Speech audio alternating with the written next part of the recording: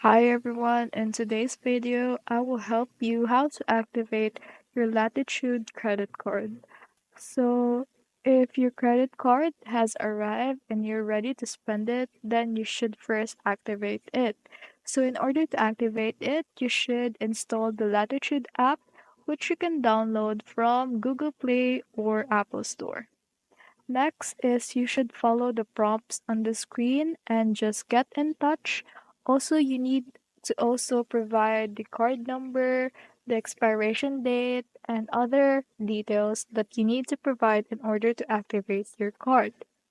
But if you don't want to activate your card via the Latitude app, then you can call their Latitude Service Center. So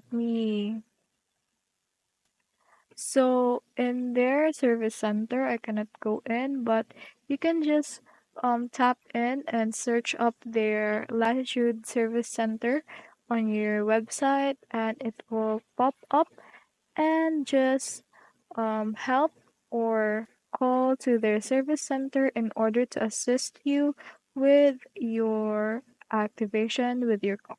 That's all.